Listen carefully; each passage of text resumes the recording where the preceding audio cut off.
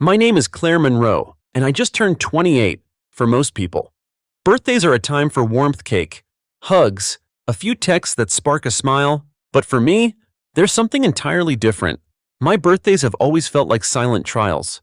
Moments when my family's indifference becomes just a bit more pointed, a little more obvious, like some unspoken ritual. Each year they would gather not to celebrate me, but to remind me of how little I mattered to them. I should have stopped showing up, but every year I still came. Maybe I was chasing hope. Maybe I thought one day something would shift. This year, I told myself not to expect anything, just to be polite, eat some food, smile, and then disappear. But as soon as I stepped into my mother's house in suburban Philadelphia, past the gaudy fake columns she thought made the place look Greek chic, I felt that old weight settle right back onto my shoulders. Vanessa, my older sister, was sprawled across the couch, scrolling on her phone and smirking without looking up. "Look who remembered the way home," she muttered. "Mom." Meanwhile, fluttered around the kitchen, her eyes avoiding mine. She wore her usual birthday party disguise, a stiff smile, perfectly timed sighs, and that overly enthusiastic voice like she was auditioning for a cooking show. Dad wasn't around. He hadn't been for years. And honestly, that was the only gift I could count on his absence. I walked to the dining room, noting the same dollar store tablecloth from last year, the mismatched plastic plates, and the lasagna she always burnt but insisted was our tradition. The chair at the end mine still had a crack in the backrest. No one had bothered fixing it. We sat, or rather, they sat and laughed. Vanessa bragged about her latest promotion at some marketing agency where she sold inspiration in Canva decks. Mom nodded dutifully, eyes sparkling like Vanessa had discovered electricity. I tried to chime in just once. I mentioned a project I had finished at Maven Creative, the UX design firm that finally hired me full-time after years of freelancing. Vanessa barely turned her head. "Oh, right, you still do computer stuff." She laughed before I could answer. "That sounds cute," my mother added. "Well, at least it keeps you busy." "Sweetie." The word sweetie landed like a slap in the face. I forced a smile and pushed some overcooked lasagna around my plate, counting the seconds until I could leave without being called rude. But then it came the moment I always dreaded. My mom walked into the dining room holding a card. Just one, no gift, no balloon, just this thin, crumpled envelope she handed to me like she was delivering junk mail. "You're lucky we even remembered this year," she said with that tight-lipped grin she reserves for waitresses who forget her coffee order. I stared at her for a second. Maybe she was joking. She wasn't. Vanessa leaned over, snorting. "Careful, don't spend it all in one place." Then she laughed. "Wait, it's probably empty." I opened it. Slowly, it was no money, no signature, just a generic Hallmark message about another year, another adventure. My name wasn't even written inside, and that was it. No hug, no toast, no effort. Something in me cracked, not loudly, not the kind of crack that screams, the quiet kind, like the one you hear when ice splits inside a glass of water. I didn't scream or throw anything, I just sat up straighter. "You know," I said softly, setting the card down, "I actually had a surprise for you two tonight." Vanessa raised an eyebrow, her grin smug. "Let me guess, a coupon for therapy." I smiled. "No, I just got my first bonus from Maven. It's more than what either of you made last quarter, and I was going to give you both something." I reached into my jacket pocket and pulled out a gold envelope, the kind people associate with weddings or stock options. Their eyes locked onto it like I'd drawn a weapon. "This," I said, holding it between two fingers, was a check for $25,000. No strings, just a thank you. Mom's jaw dropped slightly. Vanessa blinked. For what I exhaled. For all the years I had to buy my own textbooks, pay rent with freelance money, teach myself everything because no one believed in me. I thought, maybe this would mean something. I stood, raised the envelope over my plate of half-eaten lasagna, and ripped it in half. Then again, until it looked like confetti. It rained down onto the table, mixing with tomato sauce and silence. That moment was the stillest the room had ever been. Vanessa looked stunned, her usual sass replaced with wide-eyed disbelief. Mom reached toward the shredded pieces like she could piece together her dignity from them. I didn't wait for them to speak. I stood fully and walked toward the door. No one moved. No one said a word. Just before I opened the door, I heard it soft, hesitant. "Claire, wait," my mother said. I paused, hand still on the doorknob. Her voice trembled, so faint I could almost pretend I imagined it. "I didn't know you were doing so well," she said. I turned halfway. "You never asked." That landed. Her lips parted, but nothing came out. For once, there was no defense, just air. I stepped back into the room, just far enough to look her in the eyes. "You always assumed I'd fail. When I wanted to learn UX, you laughed. When I moved out, you said I'd come crawling back, but I didn't, and you hated that I didn't need you." My sister scoffed. "You always made everything about you." I turned toward her. "Vanessa, you lived rent-free for a year to focus on your vision board. You posted a pic of my empty chair last Thanksgiving with the caption, 'Guess who ghosted family again?' and tagged me." She rolled her eyes. "It was a joke." "You're the joke," I said calmly. "You just don't realize it yet." The color drained from her face. Mom stepped between us, raising her hands like she was keeping wild dogs apart. "I didn't mean to hurt you," she said quietly. "We just thought you didn't need us."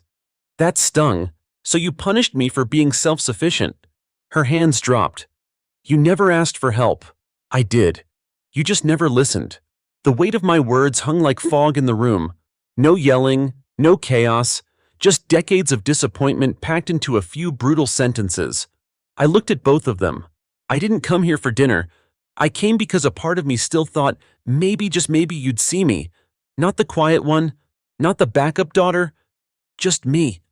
My voice broke on the last word, and I hated that it did. I didn't want to cry, but disappointment leaks out when you've carried it too long. I stepped back toward the door again, not waiting for their permission this time, but just before I left, someone else spoke. It wasn't Vanessa. It wasn't Mom. It was a voice I hadn't heard all night, the soft, rasped tone of my grandmother Eleanor, who'd been sitting silently in the corner recliner like a forgotten relic. "Claire," she said. I turned. She sat upright, eyes sharper than her age betrayed. "You remember that red box I gave you when you were 12? My heart skipped. "Yes. Did you ever open it?" "No. You told me to wait until I was grown." She nodded slowly. "Then I think it's time." That single sentence sent a jolt through me I couldn't explain. Vanessa looked confused. Mom looked nervous. But I said nothing more. I just stepped into the cold night air, one hand still tingling from the envelope I'd destroyed, and the other suddenly itching to unlock something I hadn't touched in 16 years. I didn't know what was inside that box, but I was starting to believe it might change everything. When I finally got home that night, I didn't even take off my coat. I walked straight to the hallway closet, reached behind an old stack of shoeboxes, and pulled out something I hadn't touched in over a decade, a small red velvet box, no bigger than a jewelry case, with a delicate golden clasp. I remember the day my grandmother gave it to me. I was 12. It was my birthday, and we were out in the backyard, everyone else distracted by cake or meaningless chatter. She pulled me aside, pressed the box into my hand, and whispered, "For when you're grown enough to understand silence better than words." Back then, it sounded like one of her poetic riddles. Tonight, it made perfect sense. I sat at the kitchen table, the box resting in front of me like a sealed confession. The house was still. The only sound was the faint hum of the fridge. My heart beat louder than the clock on the wall. I clicked the clasp open. Inside was a folded note in a thick ivory envelope sealed with deep red wax. My breath caught. I opened the note first. Her handwriting was elegant but trembling like calligraphy etched in wind. "Claire, you were always the one who listened without interrupting, who watched more than you spoke. That's why they never saw your strength. They were too busy performing. But I saw it. I saw you. This family runs in circles. Generational wounds wrapped in humor and guilt. You don't owe them anything. You were never less than. The envelope is yours. Use it or don't. Just remember, love doesn't always come loud, but it should always be clear. You were always the one who deserved more. With all my love. Grandma Eleanor." I swallowed hard. My hands trembled as I broke the wax seal. Inside were legal documents, a deed to a lake house in Vermont, ownership solely in my name, a trust fund valued at over $300,000, and access to a safety deposit box registered under a joint account, hers and mine. The final page was a notarized amendment to her will, dated 3 years ago. It clearly stated that these assets were to be released only after I opened the red box and acknowledged its contents. No other family member could claim a cent. Not Vanessa, not Mom, no one. For a long moment, I just sat there, stunned not by the money or even the house, but by the sheer clarity of her decision. In a family where love was conditional, her gesture was unconditional, a quiet revolution wrapped in velvet. I felt something shift inside me, not arrogance, not even pride, just peace. The kind of peace that comes when someone finally sees the whole of you and chooses to give instead of take. But as I stared at the documents, reality crept back in. They were going to find out. My mother and sister would not take this quietly. Sure enough, 2 days later, it started with a knock, loud, relentless, the kind of knock that carried entitlement. I looked through the peephole. It was my mother, and behind her, Vanessa, arms crossed, eyes blazing like she was walking into a courtroom instead of my apartment. I didn't open the door, but I could hear her voice through the wood, shrill and performative. "Claire, we need to talk, now." I said nothing. She kept going. "We know about the lake house. Grandma told Vanessa years ago she was thinking of giving it to you, but she promised to reconsider. That house is part of our family legacy." I leaned against the door, letting her words hit the wood instead of me. "And the trust fund," Vanessa added, her voice as sharp as ever. "That's not just yours. You weren't supposed to open that box yet." I let the silence stretch. The longer they talked, the more transparent they became. It wasn't about love. It wasn't even about Eleanor. It was about possession, about entitlement. They weren't grieving. They were strategizing. I didn't respond. And eventually, the knocks faded. But the fallout had just begun. 3 days later, I received a letter from a local attorney claiming representation for my mother and Vanessa. The letter alleged unlawful acquisition of familial assets and cited vague verbal agreements made by the deceased. They intended to contest the will. I read it 3 times, then laughed out loud. They were so predictable, so insultingly sloppy. Still, I forwarded it to my lawyer, Maya Cross, a firebrand estate attorney I'd met at a UX legal panel last year. She reviewed the documents and replied with 3 words, "Let them try." The next day, I got another delivery. This one wasn't legal, it was emotional. A USB drive, left in my mailbox with no note, no packaging, just a label for Claire. From Eleanor. I plugged it into my laptop with shaky hands. A video popped up. There she was, my grandmother, seated on her floral couch, wearing her usual blue cardigan and string of pearls. She looked thinner, older, but her eyes were fierce. "If you're watching this, Claire," she began, "then you've opened the box." "Good." She paused, her lips tightening. "I know what your mother and sister are like. I know they'll come for this, come for you. That's why I left no ambiguity." She looked straight into the camera. "I'm not leaving these things to you because I love you more, though I probably do.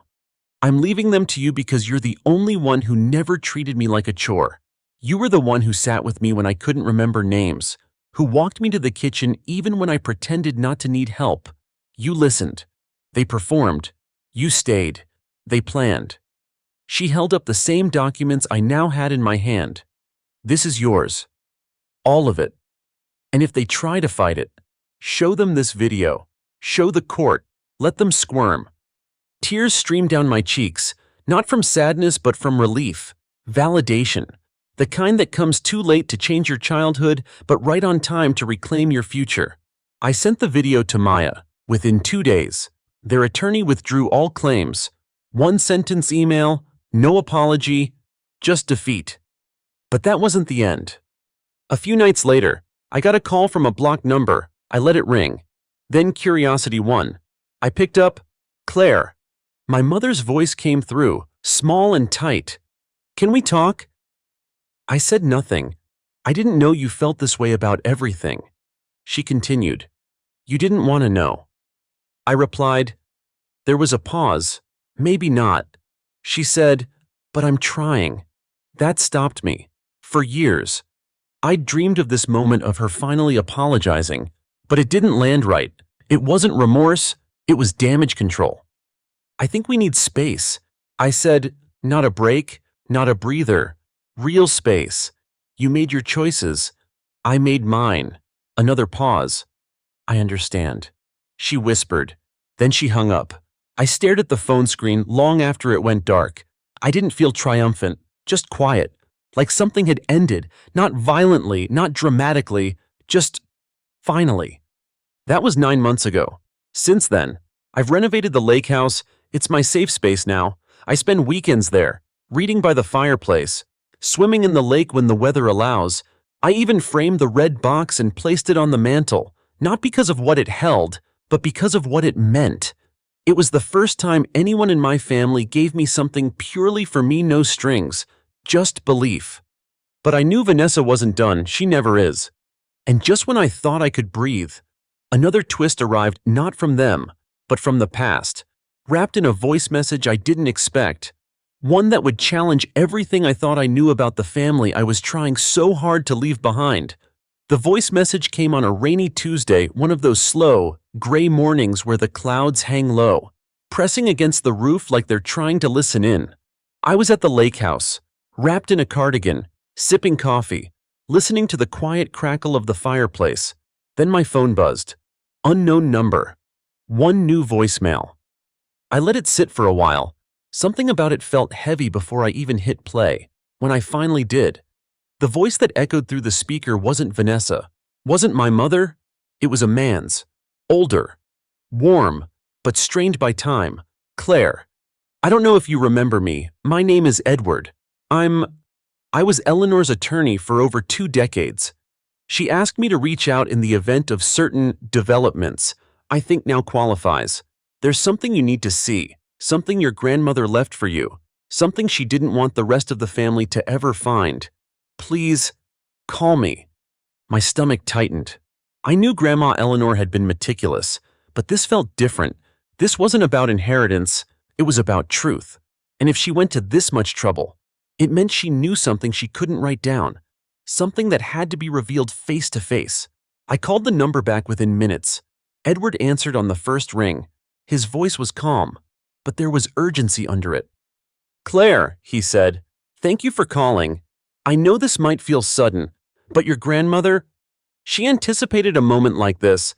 That's why she left behind a personal archive, something not covered in the will, journals, audio tapes, a letter addressed only to you. I've been holding on to them, waiting for the right time. Why didn't she just give them to me before she passed? I asked. He sighed. Because what's in them changes the story of your family, of hers. She didn't want to burden you unless you had already distanced yourself from the rest of them. And based on what I've heard, that time has come. The next morning, I drove into Burlington to meet Edward at his office. He was in his late 60s, kind eyes, tweed jacket, the kind of man who still handwrites notes and believes in eye contact. He handed me a small leather trunk. Inside were 3 bound journals, a USB stick, and a sealed envelope with my name on it in Grandma's looping script. I read the letter first. Claire, if you're holding this, it means the mask has fallen.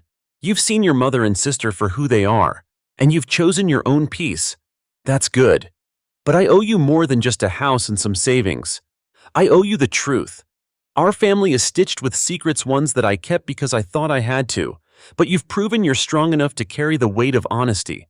What you'll find in the journals and audio, it will hurt, but it will also free you. Just promise me one thing when it's too much. Take a breath. Walk to the lake. Remember who you are. Always.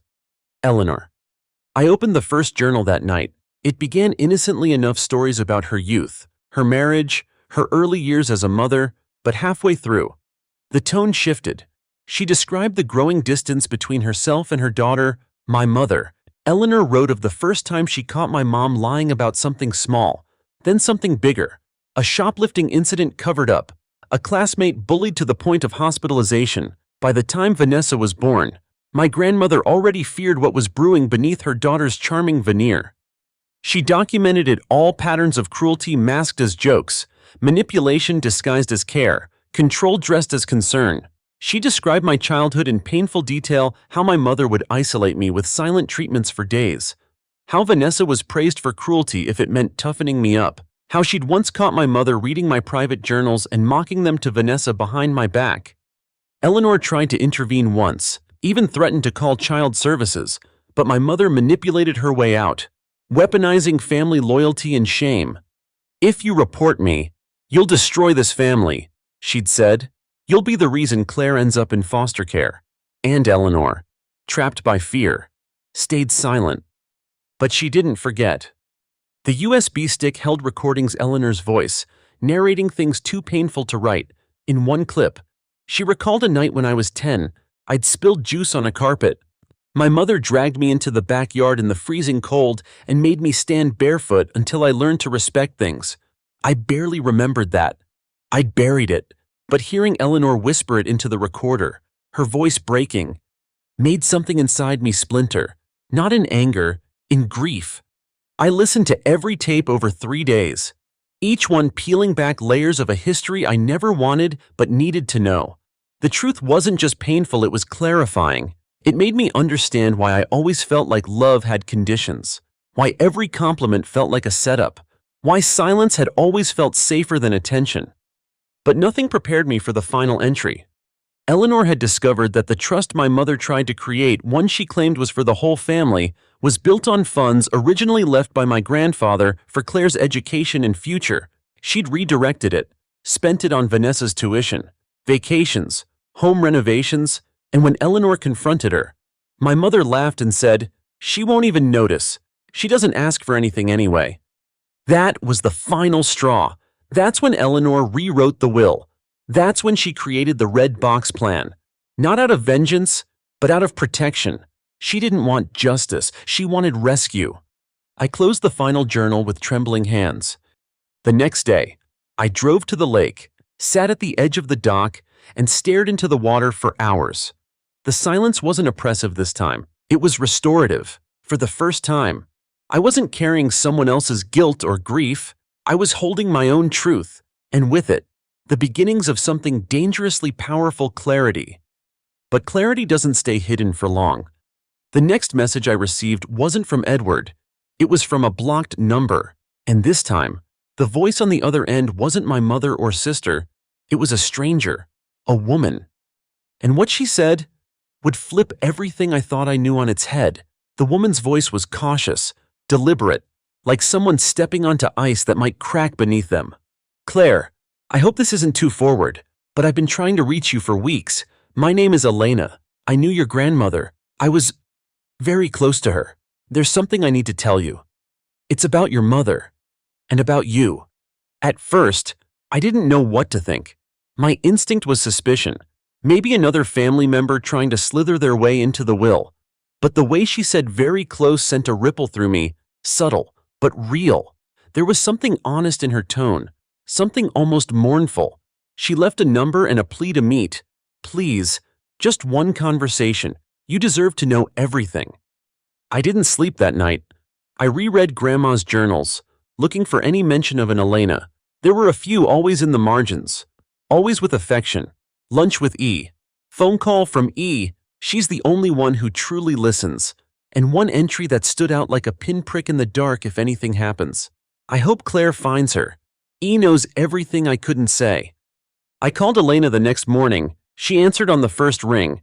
We agreed to meet at a quiet cafe in Montpelier, the kind of place where nobody knows your name and nobody cares. She was already there when I arrived, early 50s. Salt and pepper hair pulled into a low bun.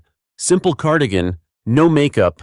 She stood when she saw me, and for a moment, I saw a flash of recognition that startled us both. "You look just like her," she said softly. "You knew my grandmother well?" I asked, cautiously. "I did," Elena said, pausing, "and I know this might sound strange, but in many ways, she was the love of my life." It hit me like a stone through glass. I stared at her, speechless. She continued. "We were together for nearly a decade secretly. Of course, she was still married at the time, and back then, even in Vermont, being openly queer came with consequences. Your grandfather never found out, or if he did, he never said anything. After he passed, We talked about going public, but your mother, she made it very clear what would happen if Eleanor ever told the truth." "What do you mean?" I asked, a cold feeling creeping in. "She threatened to have Eleanor declared mentally unfit," Elena said bitterly, "said she'd petition the court, leak fabricated stories, say she was losing touch with reality. She knew how to twist facts. She always did. She weaponized shame, fear, even legal threats to maintain control. Your grandmother was strong, but she was tired. She backed down." I felt the weight of those words settle into my chest. So many moments, so many silences now made sense. All those years of Eleanor staying quiet, playing the doting matriarch. While a storm brewed beneath the surface, my mother didn't just manipulate me. She blackmailed her own mother into erasing the truth of who she was. "She wanted you to know everything," Elena continued. "That's why she kept the journals. But there's something else, something she never wrote down, because it wasn't just about her identity, it was about yours." My hands trembled slightly as I held my coffee cup. "She suspected—" "No, she believed your mother forged documents related to your college fund. The original trust wasn't just redirected, it was wiped. Eleanor couldn't prove it outright, but she spent the last year of her life trying to rebuild it in secret. That's part of what the safety deposit box was about. She was hiding money legally from your mother, protecting what little she could salvage." My breath caught, and the lake house? "Her sanctuary." Elena nodded. "The only place your mother never touched. She made sure you'd have it, because she knew one day you'd need a home that didn't come with conditions." We sat in silence for a moment, the cafe's quiet hum surrounding us like white noise. Then Elena reached into her purse and handed me a folded envelope. "She wrote this the night before she passed. She asked me to give it to you if your mother ever came after the estate." I opened the envelope with trembling fingers. Inside was a short letter, handwritten in Eleanor's unmistakable cursive. "Claire, if Vanessa and your mother are trying to take what I left you, then I need you to understand something: you owe them nothing. You are not responsible for healing wounds you didn't cause. You are not the villain for choosing peace. They will try to twist this, as they always have. But remember, I saw you. I loved you. Not because you were perfect, but because you kept going. You kept believing love should feel safe. And you were right. Take the house. Take the life. Take the breath you've earned. Let them rage behind a locked door. You owe them nothing. Love, Grandma." I folded the letter slowly, my eyes burning. Elena reached across the table and touched my hand gently. "You don't have to carry it all. Claire, not alone." "I know," I whispered, "but sometimes I think I've been carrying it so long, I don't know who I'd be without it." She smiled sadly. "Someone free." I left the cafe with a strange sense of calm, the kind that doesn't come from answers, but from finally asking the right questions. And when I drove back to the lake house that night, I didn't feel hunted anymore. I felt chosen, not by blood, but by truth. But peace, like glass, is fragile. And the next morning, I found a letter taped to my front door. The handwriting was familiar, too familiar. Vanessa had arrived. And she didn't come alone. The first morning I woke up at the lake house alone felt like waking from someone else's dream. Sunlight filtered in through the tall pine trees, dappled across the hardwood floor and the old floral curtains Grandma had hung years ago. There was a kind of quiet I hadn't known I needed, deep, respectful, full of space to feel. I wrapped a shawl around my shoulders, stepped out onto the porch with a mug of coffee, and just breathed. For once, no one was calling my name to criticize, to mock, to demand anything. For once, my name belonged to me. That weekend, I set everything in motion. I hired a reputable estate attorney who specialized in exactly the kind of drama my family was about to unleash. I contacted the bank about the trust account, which was not only real but healthy. I took photos of every document from the red box, filed them away, and saved duplicates on an encrypted drive. Grandma had gifted me more than money, she gave me armor. Her foresight wrapped around me like a second skin, and for the first time in my life, I wasn't walking into battle unarmed. Of course, it didn't take long before the storm arrived. A letter came, certified and obnoxiously official looking, from a lawyer representing my mother and my brother, It claimed I had unlawfully taken possession of family assets and referenced vague verbal promises that my grandmother allegedly made to them. It was pathetic. Really. I read it once, laughed, and forwarded it to my attorney, who dismissed it in 5 seconds. They don't have a leg to stand on, she said. Your grandmother's paperwork is flawless, but let's prepare anyway. That preparation included locking the property, placing surveillance cameras discreetly around the perimeter, and issuing a cease and desist if they stepped foot on the land. Predictable as clockwork. Dylan tried exactly that within the week. He showed up at the lake house like a stray dog sniffing around a butcher shop nosy, entitled, and completely unaware of the boundaries he was breaking. I didn't answer the door. I watched from behind the curtain as he stood there in his worn-out hoodie, tapping his foot like I owed him something. Then I heard the knock turn into pounding, and a familiar voice joined him. My mother. I should have known he wouldn't come alone. Claire, we need to talk, she shouted. Her tone was half command, half plea. You're making a mistake. Grandma never meant for it to be like this. But here's the thing. They only ever show up when they want something. Not when you're hurting, not when you're healing, only when there's something left to take. And for once, I had nothing left to give. I didn't open the door. I didn't even speak. I just let them stand there, shouting into silence. It wasn't about revenge anymore. It was about reclaiming peace. And peace doesn't beg to be heard. Eventually, they left. But I knew it wouldn't be the last time they tried. Still, I had everything I needed to withstand it now. In the weeks that followed, I started living the life I'd always imagined but never allowed myself to believe I deserved. I left my corporate job at the design firm and launched my own boutique studio, one I named after my grandmother's initials, EML, Creative. Clients came slowly at first, then steadily. As word of mouth spread and my old portfolio found new eyes, I worked from the lake house on weekends, hosted creative retreats with women who had also clawed their way through generational wounds, and found community in places where silence used to live. And for the first time, I wasn't doing it to prove anything. I was doing it because I could. One evening, I stood on the dock with a glass of wine, watching the sunset melt into the lake. The air smelled like pine and the past. I held the empty red box in my hands not for what it once contained, but for what it symbolized: recognition, protection, and love without conditions. I whispered, "Thank you, Grandma," into the wind, letting it carry through the trees. That night, I slept without dreaming and woke with a kind of clarity I hadn't known since childhood. A few days later, my mother called. I didn't answer, but she left a voicemail. Her voice sounded thin, worn. "Claire," she said, "I know you hate us. Maybe you should, but I wanted to say I'm sorry. Not for the will, not for the house, for everything before that. We were wrong. I was wrong." The silence after her words was more honest than anything she'd ever said to me aloud. I didn't delete the message. I didn't respond either. Some wounds don't need closure. Some apologies come not as an invitation to reconnect, but as a confession to oneself. A year has passed. Dylan moved states, chasing a startup dream that will likely crash like the others. My mom still sends holiday texts dry, neutral, like she's writing to a stranger whose number she regrets saving. And me, I'm thriving. Not just financially, but spiritually. Emotionally, I've stopped flinching at kindness. I've stopped rehearsing what I'll say if I ever see them again, because I don't need to say anything.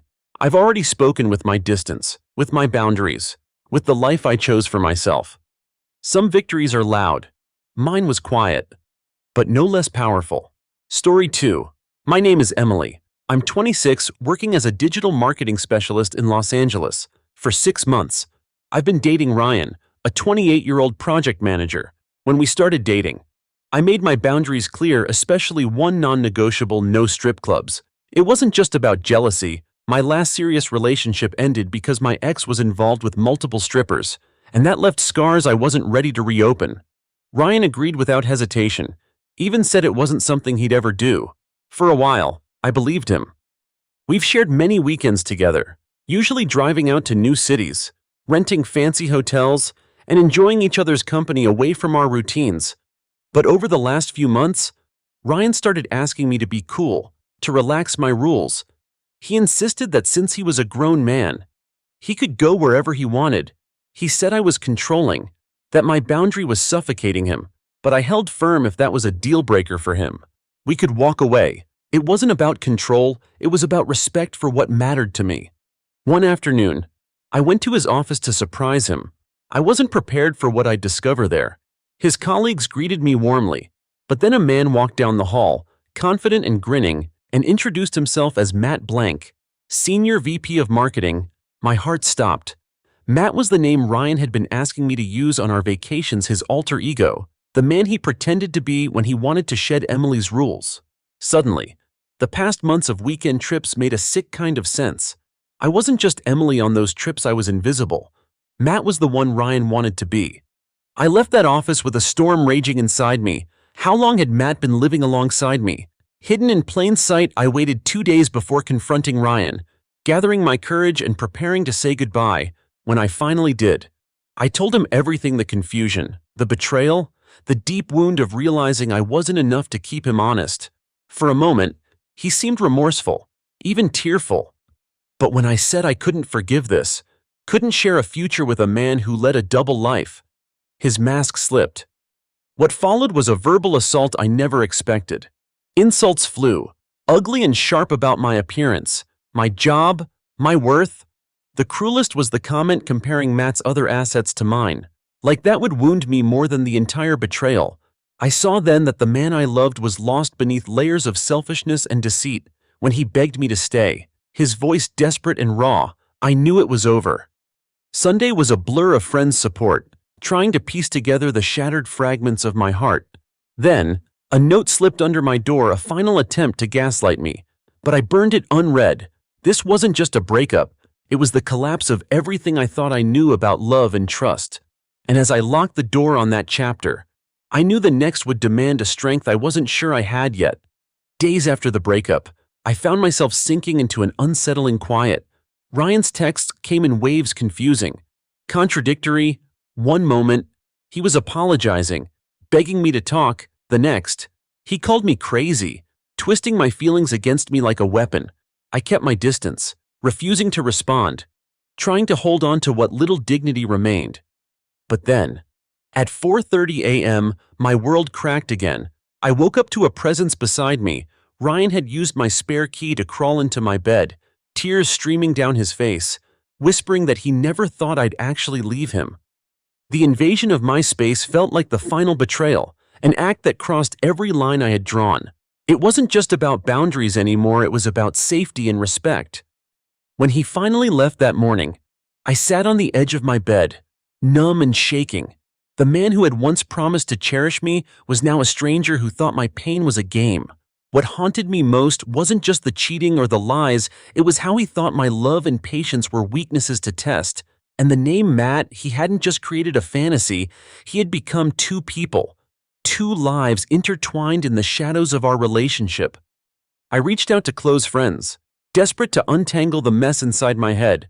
Their support was a lifeline, but every reminder of Ryan's deception dug deeper wounds. Was I naive for believing him, for hoping that love could change him? I realized the real fight wasn't just about Ryan or Matt, it was the battle to reclaim my own self-worth from the wreckage he left behind. Then came the cruelest twist.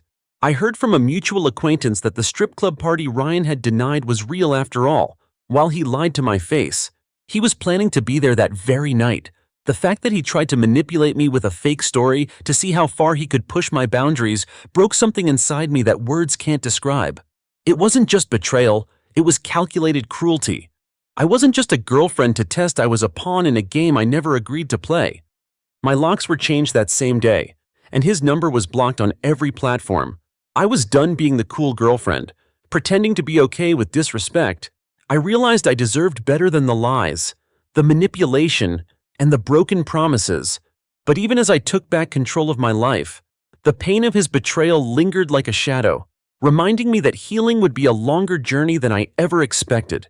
The days that followed were a blur of quiet determination and restless nights. I refused to let Ryan's betrayal define me, but the weight of what happened pressed heavy on my chest. Every time my phone buzzed with a message from an unknown number or a missed call, my heart skipped in fear. The uncertainty wasn't just about him showing up, it was about what kind of man I had truly known. The man who could lie so easily, who used my trust as a playground for his twisted games. I kept replaying the moments in my head, the way he insisted he wouldn't go, the casual way he dismissed my feelings as controlling, the shock when I met Matt in her office. That wasn't just a name, it was a symbol of everything I wasn't supposed to see, the part of our relationship that was hidden, a secret life he thought he could balance alongside me. But secrets have a way of unraveling, and when they do, the fallout leaves scars that don't heal overnight. I began to question everything: the conversations, the vacations, even the quiet moments when he said he loved me.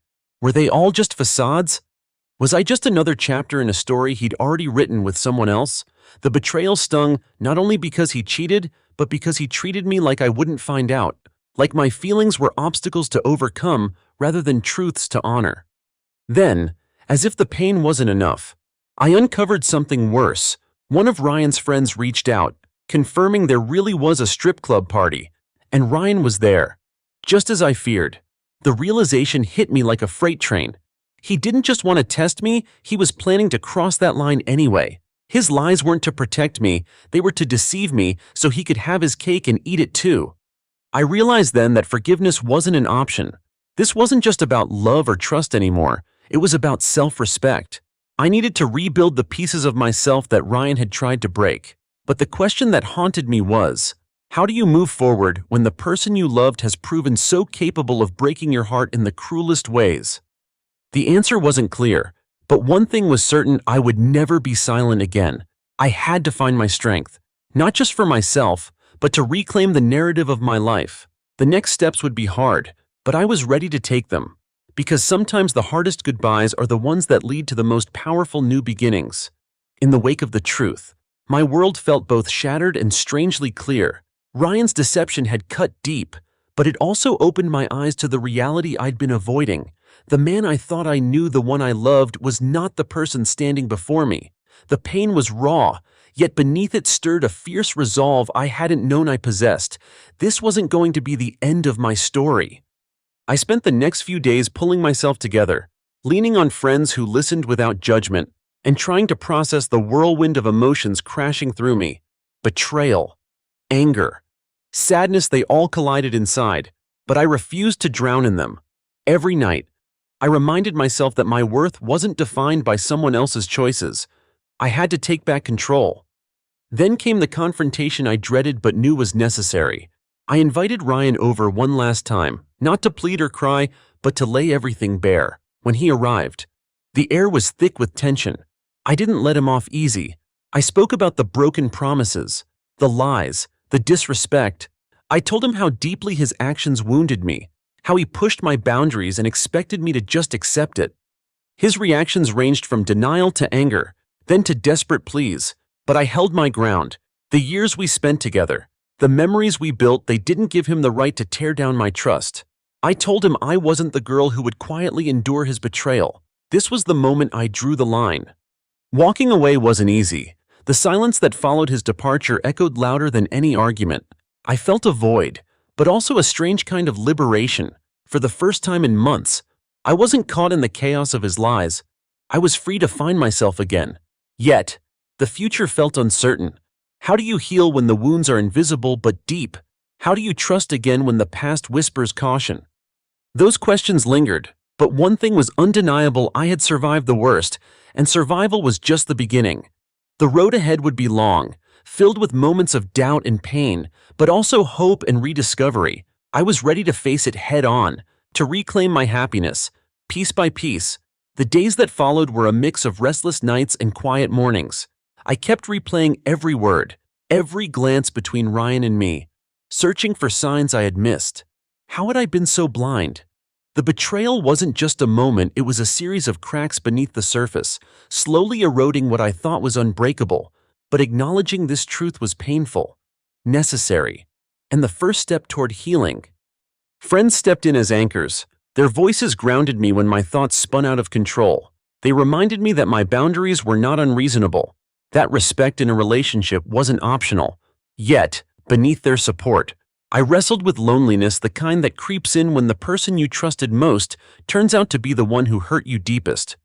One evening, alone in my apartment, I felt the weight of the silence. It wasn't just the absence of Ryan. It was the emptiness left by shattered dreams. My heart ached for the future I thought we'd have, for the life that now seemed out of reach. But amid the sorrow, a flicker of strength ignited. I realized this wasn't a defeat, it was a crossroads. I could either let this define me or rise above it.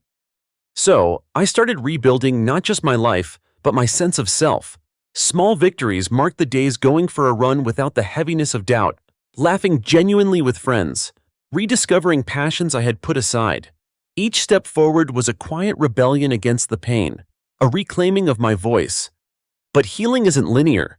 There were moments when the past haunted me, unexpected reminders in songs, places, or even a phrase whispered in a dream.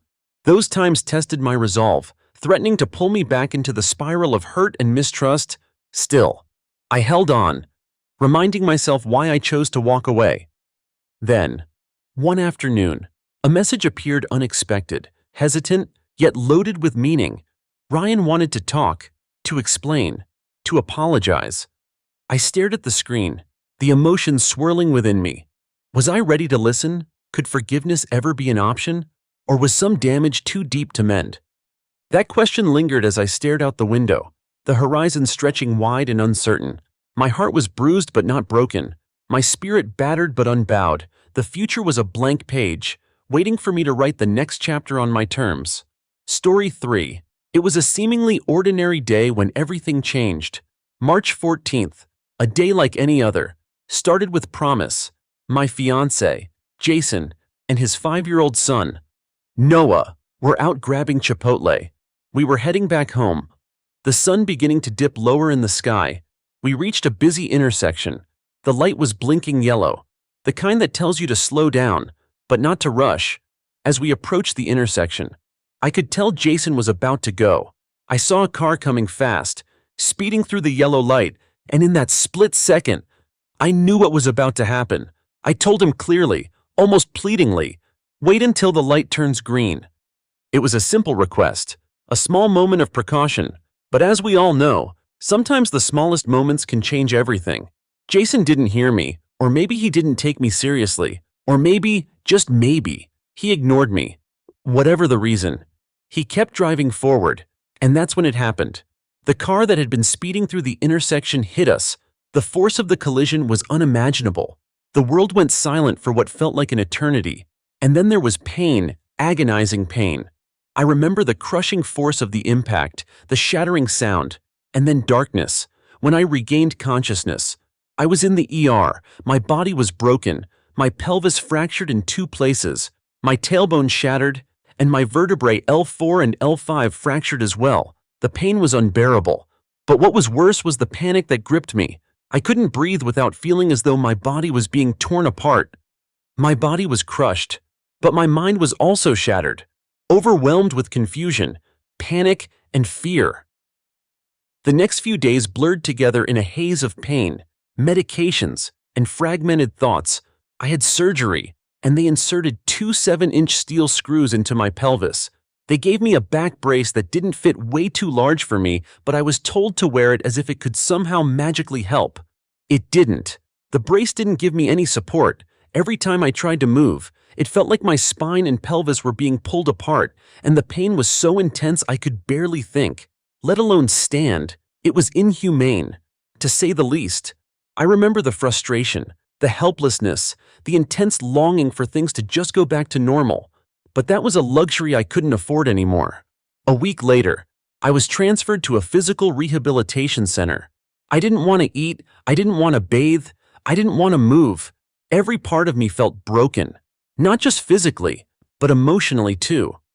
I had always been an independent person, self-sufficient, able to do things on my own. Now, I had to rely on strangers to feed me, bathe me, help me with the most basic tasks. It was humiliating. It was devastating. I had worked so hard to build my life, to finally gain some independence after years of struggle, and now it was all gone. I was a shell of the person I used to be. I couldn't bear the thought of this being my new reality. The worst part, though, wasn't the physical pain, it was the psychological toll, the panic attacks, the flashbacks to the crash, the nightmares that woke me up in a cold sweat. I couldn't escape the memory of that moment. I couldn't stop thinking about how I had warned Jason, how I had told him to wait. And yet, everything changed because he didn't listen. I couldn't help but feel angry. I couldn't shake the feeling that Jason had taken everything from me in that one fateful decision. I had told him, begged him even, to wait. And now, here I was broken, confined to a hospital bed, dependent on others for everything. It wasn't just the physical scars that hurt. It was the emotional weight of knowing that this could have been avoided if he had just listened to me. But there was more. Jason had been devastated. He had apologized countless times at the crash site, in the hospital, during my rehabilitation, and at home. He said he was sorry. He said he didn't know what he was thinking, that he hadn't realized the car was that close. But the worst part was that I don't know he had given me when I asked him why he didn't stop when I told him. That simple. Careless response had cost me so much. I wanted to scream, to yell at him, to tell him how angry I was, but I just couldn't. It was a moment that had shattered not just my body, but my trust in him. The man I thought I knew, the man I was going to marry, had made a choice that left me broken, physically and emotionally. And yet, here he was, apologizing, and I found myself torn. How could I reconcile the man who had caused so much pain with the man I had once loved? It wasn't easy. It wasn't just about the crash. It was everything that followed. Jason had been struggling too. The guilt was eating him alive. He'd been having panic attacks, something he'd never experienced before. He was a mess, a mirror of my own pain. But at the same time, it felt like a reminder of how his mistake had affected us both. His vulnerability made me feel guilty for being so angry, for wanting to push him away. But how could I not? How could I forgive him for something that had taken so much from me? His panic attack the other day, when he couldn't find his truck keys and spiraled into a full-blown meltdown, showed me how deeply the accident had affected him. My mother had to drive over to calm him down. He had called me, desperately wanting to make sure I was okay. I was supposed to be the one needing support. Yet here he was, breaking down. The complexity of it all weighed on me. I knew he was feeling the consequences of his actions. He had acknowledged what he did. But could I really forgive him? Could we move past this? Or was I holding on to too much anger to heal? I knew I couldn't continue to live like this. Trapped between my anger and my love for him, I had to find a way to heal, to work through my emotions. Even if it meant facing the hardest truths about our relationship, as much as I resented him for what he did, I also understood that the healing would have to come from both of us. I couldn't do it alone, and neither could he. I had resumed my therapy, meeting with my therapist weekly instead of monthly. To work through the trauma, Jason and I had agreed to start couples counseling, to try and rebuild the trust that had been broken. It wasn't easy, but I was willing to try. I didn't know what the future held, but I knew I couldn't keep living in the shadow of what happened. The road to recovery, both physically and emotionally, was long, and I wasn't sure where it would lead. But one thing was certain: I wasn't the same person I was before the accident, and I wasn't sure if Jason and I could ever go back to who we were. The days following the accident felt like a blur, as if I were suspended in a world where nothing quite made sense. My body was broken, yes, but so much more than that. My mind was shattered. Every move, every breath, every thought seemed to be tinged with pain, both physical and emotional. I found myself stuck in a loop, replaying that moment at the intersection over and over again, seeing Jason's face, hearing my own voice pleading with him to wait, and then the impact, the pain, and the overwhelming silence that followed. No matter how hard I tried, I couldn't escape it. My body was healing at a pace I couldn't control. The fractures in my pelvis, tailbone, and spine, the pain that had initially felt unendurable, were starting to ease, but the mental scars were another story. I wasn't just recovering from an accident, I was trying to piece together the fragments of a life that had been turned upside down. Jason tried. He really did. He was there, helping me with everything, taking care of Noah, the one thing that still gave him a semblance of normalcy. He apologized again and again, each time his voice full of guilt, remorse, and something I couldn't quite place. But every time he apologized, all I could think about was that simple, I don't know he had given me at the scene of the crash. He didn't know. How could he not know? How could he not listen when I told him to wait? That's what I kept asking myself. The I don't know had become a constant echo in my mind, taunting me. And every time Jason tried to be sweet or reassuring, all I could think was that my life had been altered forever by that one decision, and it felt like he was the one who got to walk away unscathed. I was the one left broken. I was the one left to deal with the aftermath. He wasn't the one who couldn't move, who couldn't work, who couldn't even step outside without feeling trapped. It felt like the world was moving on without me, while I was left behind, trying to piece together a life I no longer recognized. My independence, the very thing I had always taken pride in, had been stolen from me. The worst part wasn't just the broken bones, it was the sense of helplessness that weighed down on me. The overwhelming realization that I had to depend on others for even the most basic things. Things that I used to do without a second thought. Things that now felt like mountains I could never climb. The anger I felt at Jason was suffocating, but so was the guilt. I felt guilty for being angry with him. He was suffering too, wasn't he? He was having panic attacks, something he had never experienced before. Something that I couldn't help but feel a twisted sense of satisfaction over. The fact that he was struggling too didn't make me feel better. Though, it just added another layer of complexity to my emotions. One night, after a particularly bad day, I asked him again, "Why didn't you stop when I told you to?" And this time, he didn't hesitate, his voice quiet and strained as he explained that he thought the gap between us and the oncoming car was big enough. He hadn't realized how close the car actually was. "I didn't hear you, not until it was too late," he admitted. I didn't know how to react. Part of me wanted to scream, to tell him how much pain I was in both physically and emotionally. But part of me, the part that still loved him, just felt exhausted. I was tired of being angry. I was tired of holding on to the resentment. But I couldn't let it go, not yet. I wanted to forgive him. I really did. But something inside me kept pulling me back. Maybe it was the fear that if I forgave him, I would lose my sense of justice. Maybe it was because I didn't feel like I had been heard, that I don't know had left an imprint on me that I didn't think would ever fade. I spent more time in therapy, trying to make sense of it all. My therapist had told me that healing was a process, but I felt stuck. How could I heal when I felt like I was being held back by my own anger, by the betrayal I felt from someone I thought I could trust? It wasn't just the crash that I was struggling to recover from. It was the emotional toll, the feeling of betrayal, the belief that I had lost something irreplaceable. Every time I tried to take a step forward, something seemed to drag me 2 steps back. Jason and I started couples counseling, but even that felt like a chore. It wasn't that we weren't trying, it was just hard. Everything felt hard. Every word of encouragement from him felt like it carried an undertone of guilt, and every time he apologized, it felt like a reminder of what I had lost. I was trying to heal, but I didn't know how, and no matter how many times he told me he was sorry, I couldn't shake the feeling that he wasn't the one who had lost everything. He wasn't the one who had to fight to get her life back. The guilt that weighed on me for feeling this way was almost worse than the anger. He was trying to be there for me, to support me, but I couldn't help but feel that he had taken something irreplaceable from me.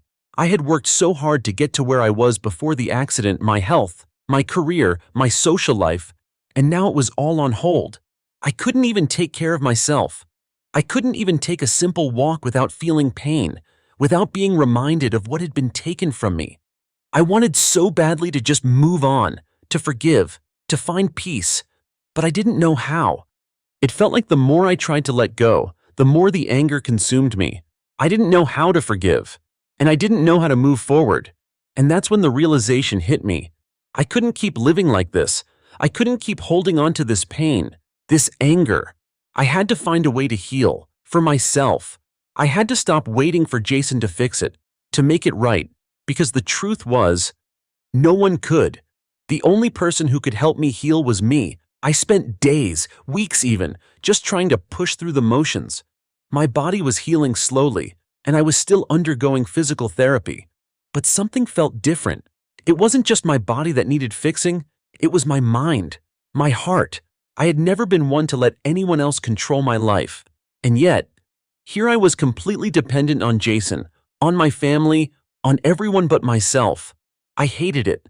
I hated feeling weak. I hated the constant pain.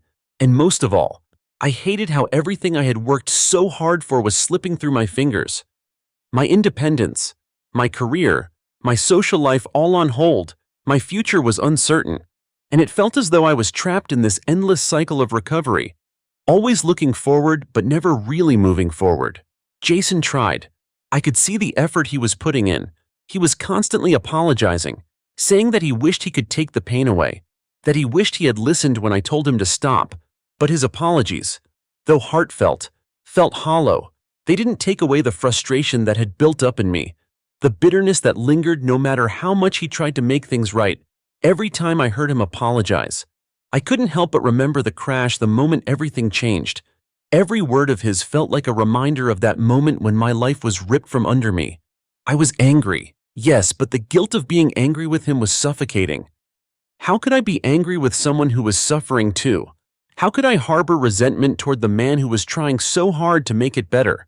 But that's the thing about trauma, it doesn't follow any logic, it doesn't make sense, and it doesn't care about fairness. It just hurts. Jason wasn't the only one who had been affected by this accident. I had been, and as much as I loved him, I couldn't ignore the fact that he had caused it, no matter how many times he apologized, no matter how many times he told me he regretted it.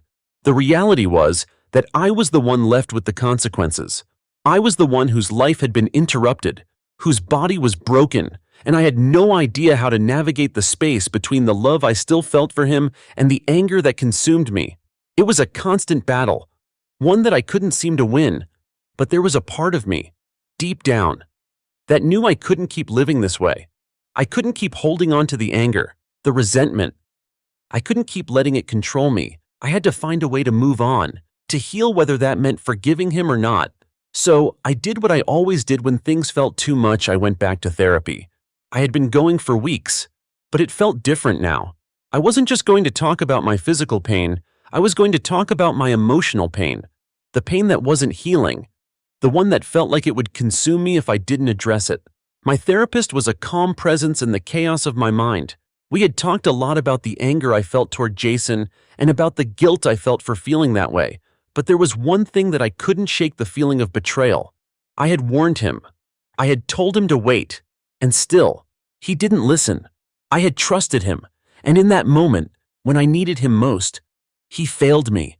And that betrayal, more than anything, was what hurt the most. It wasn't just the physical pain of the accident, it was the emotional wound that came with it. The feeling of being let down, of being ignored, of being made small.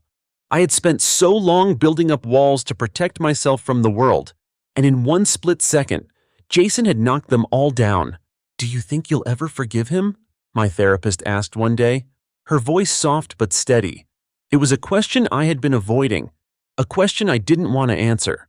But in that moment, sitting in the quiet of her office, I realized that I had to answer it. "I don't know," I said, my voice thick with emotion.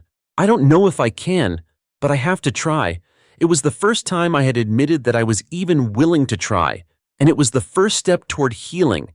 Even if I didn't have all the answers yet, forgiveness isn't about excusing someone's behavior. She said gently, "It's about releasing the hold that anger and resentment have on you. It's about taking back control of your life, your peace." Her words hit me hard. I had been holding on to that anger, letting it dictate every thought, every decision, every emotion. It had become a part of me, a part I couldn't seem to shake. But maybe, just maybe, forgiveness wasn't about Jason, it was about me. It was about letting go of the past so that I could move forward. Slowly, I began to see that forgiving him didn't mean forgetting what happened. It didn't mean pretending it was okay. It just meant choosing to release the anger so that it didn't control me anymore. I wasn't there yet, but I was getting closer, and that was enough for now. Meanwhile, Jason was still struggling. He still apologized, and still, his guilt weighed heavy on him. But he was also trying to be the man I needed, trying to be the partner I deserved. I could see it in the way he helped me with everyday tasks, the way he held me when the nightmares came, the way he tried to make it right, but it wasn't just about him anymore. It was about me finding my own way through this, about rediscovering my strength, about healing from the inside out. And so, as I sat in my therapist's office that day, I made a choice. I wasn't going to let the accident define me. I wasn't going to let Jason's mistake steal any more of my life from me. I had come too far to be consumed by this anger. I was going to take control of my healing, and I was going to do it for me. I wasn't sure how, or when, or what it would look like, but I was ready to start. I was ready to move forward. The weeks after that realization were a blur of hard work and emotional turmoil. I was finally starting to confront the wreckage, not just of my body, but of my life, the one that had been dismantled in an instant. I found myself torn between two realities, the one where I could heal, move forward, and find peace, and the one where the anger from the past kept clawing at me, dragging me back into the pain. Therapy helped, but it was like trying to plug holes in a sinking ship. I knew I had a long way to go, but I had taken the first step. Jason, too, was doing his best. He attended couples counseling with me, and I could see his efforts to change, to be better for me. But the truth was, it wasn't just about him. It was about me. It always had been. I had put so much focus on what Jason had done, on the mistake that had derailed my life, that I had forgotten the bigger picture, my own healing. But even that wasn't easy. Every time I saw Jason, every time I heard him apologize again and again, a wave of frustration washed over me. I was tired of hearing the same thing. Sorry, I didn't mean to. I don't know what I was thinking.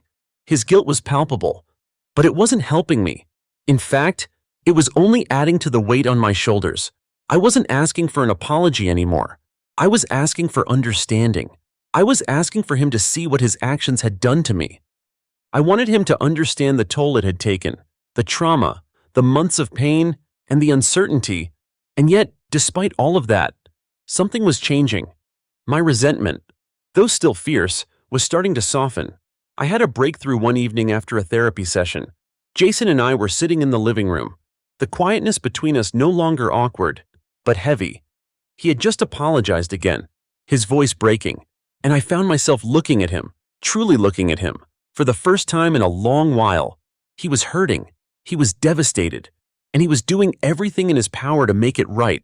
But what struck me was how much I had changed. I wasn't the same person who had walked into that intersection with him. I wasn't the same person who had relied on him to fix everything. I had learned that my healing wasn't about him. It wasn't about making things right between us, not in the way I thought. It was about finding peace within myself. And in that moment, as Jason sat there looking at me with eyes full of guilt and remorse, I made a decision. I wasn't going to forgive him because I had to. I wasn't going to forgive him for his sake or anyone else's. I was going to forgive him because I needed to let go. I needed to stop letting this one moment control my life. That's what I told him. I said, I'm not forgiving you because you want me to. I'm forgiving you because I need to. I can't carry this anger anymore. His face softened, and for the first time, I saw something in him I hadn't seen before, true understanding. He didn't say anything. He didn't apologize again. He simply nodded. And in that silence, I felt a weight lift off my shoulders. It wasn't a magic fix, and I knew it wasn't going to be an easy road from here, but it was a start. Forgiveness wasn't something that would happen overnight, but it was the first step toward freedom, and I was ready to take it. I had a long road ahead of me, one that would take more time, patience, and self-compassion than I had ever known. But I was no longer willing to let the past define me. Jason's mistakes weren't mine to carry. The trauma from the accident wasn't mine to be consumed by. For the first time since the crash, I felt a sense of control, a flicker of hope that maybe, just maybe, things could get better. But even as I found myself moving toward healing, I knew I couldn't do it alone. And so, I made another decision. I would start leaning on the people who had been there for me through it all. My friends, my family, even the strangers who had helped me through those long days in the hospital and rehab. They had been the ones to lift me up when I couldn't stand. They had been the ones who reminded me that I wasn't alone. Jason was a part of my journey. Yes, but so were they. And so, I reached out. I reached out to my friends who had been patiently waiting for me to heal, who had never once judged me, never once made me feel like a burden. I began to reconnect with the parts of my life I had left behind. It wasn't easy, but it was necessary. For the first time in months, I felt like I was moving forward, but there were still moments when the anger crept back in, when the bitterness threatened to take hold again, when Jason would say something that reminded me of that day, when I would see the flash of guilt in his eyes. I would feel it, the weight of everything I had lost. The anger wasn't gone, not entirely, but it was softer now, more manageable. And that was enough for today. Slowly but surely, I was starting to rebuild my life. I was starting to rebuild myself. And maybe, just maybe, one day, I could look back at this and see it as the moment when everything changed for the better. I wasn't ready to say that yet, but I was willing to try.